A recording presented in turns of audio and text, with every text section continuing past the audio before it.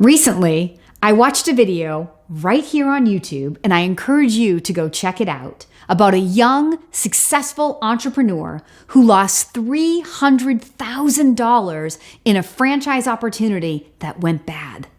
Over the next 10 minutes, I want to share with you some of the red flags that I picked up when listening to his story, so that we can learn from his experience and hopefully prevent it from happening to you.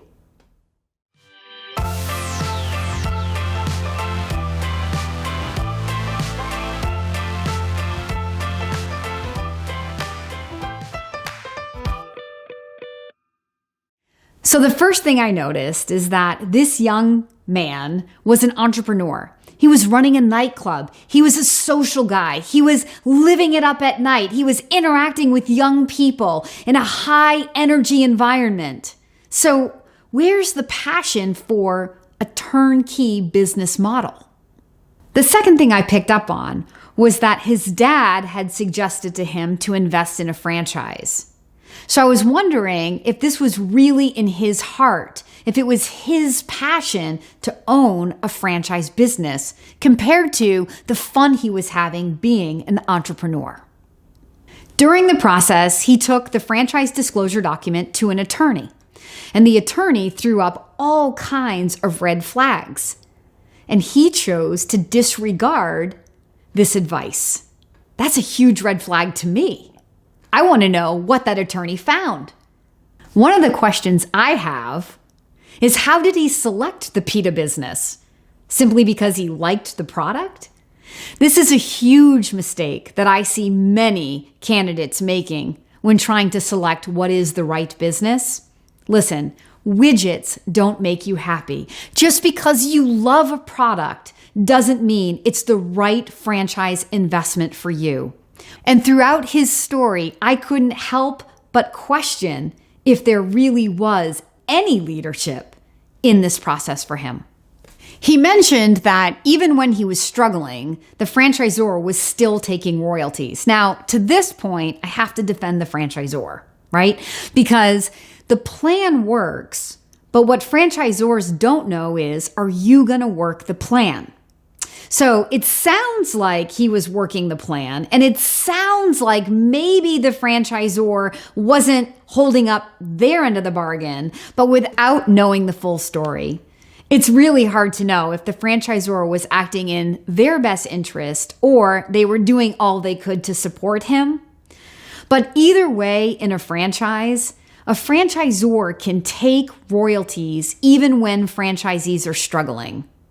I loved his story when he mentioned giving the students free lunches. This is totally his sweet spot and where his heart is at. This goes back to why he was probably a successful entrepreneur in the nightclub business. And again, a potential disconnect with owning a pita franchise. When he mentioned that the franchisor was developing national accounts in his territory, I had to wonder if this is one of the red flags that the attorney had raised during his review of that franchise disclosure document. It's not uncommon for a franchisor that sells a product to sell a product as a national account into, say, a grocery store. For example, I see Dunkin' Donuts coffee being sold in the grocery store and a Dunkin' Donuts location right outside the front door of the grocery store. Does the Dunkin' Donuts franchisee have a problem with that? Maybe, but from the franchisor's perspective, I think they're trying to capture a percentage of the market that they might not otherwise capture. So branding and exposure to the brand is what the franchisor is after, and the franchisee is there to capture the business that wants to come into that physical location for a ready-made cup of coffee. Are these types of national account relationships hurting franchisees and benefiting franchisors? I think it could be argued both ways, but in the end, it is the franchisor's brand to build. And if they have plans to build these types of national accounts, I believe it has to be spelled out in that franchise disclosure document. So it does make me wonder if this is one of the things that his attorney was questioning. When he mentioned that Starbucks closed, which was potentially an anchor store to his location, it reminded me of why I love to help candidates move away from brick and mortar businesses. When you have that physical location, there are so many things out of your control that could potentially hinder your success. For example, an anchor store moving out. Another example would be if the traffic pattern, if the road changed and people could no longer get in and out of the plaza as easily as they could. There are so many factors that come into play that will control your success that literally, through no fault of your own, could make or break you. When he was ready to sell the business, he mentioned that he lined up his own buyer. And sadly, the franchisor did not approve his buyer. Now, franchisors have many reasons for not approving buyers. The candidate may not have been financially qualified. He may not have been a good cultural fit for their organization. Without knowing why they didn't approve his buyer, it's really hard to know what happened here. But definitely, it's sad for both parties. Because if he has to close his store, the franchisor has to show that as a failure in item 20 of their franchise disclosure document. Nothing raises a red flag more in an incoming buyer's mind than a high failure rate. So I have to believe that the franchisor did not approve his buyer for reasons that they felt were better for their brand than to award a license to somebody who might then potentially fail, even though in the end, the result would be the same. Because if he closed his doors, then for sure, his store was deemed a failure in their franchise disclosure document. And this is why I have a business, to bring relationships, to bring strong franchisors to people so that these situations potentially won't happen.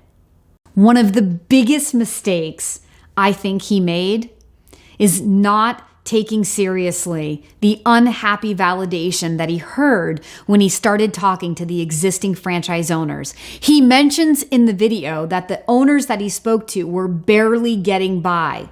Why was this not a red flag in his mind? Why did he think he could come in and do more than they were doing? Now, I'm the first consultant to tell my candidates, do not let what other people are doing or are not doing with their opportunity limit what you think is possible. But if everybody that you're talking to in a franchise is unhappy and is validating that they're not making the kind of money that they got in to make, it should definitely raise a red flag in your mind. And I'm really curious why it didn't raise a red flag in his mind. But this is why I have a business, to help point out these type of red flags, to teach the process so that you can know when you're going through the due diligence process that you're asking the right questions and you're paying attention to the answers that you're hearing, that you can feel competent about the due diligence that you're doing and ultimately confident in your final answer.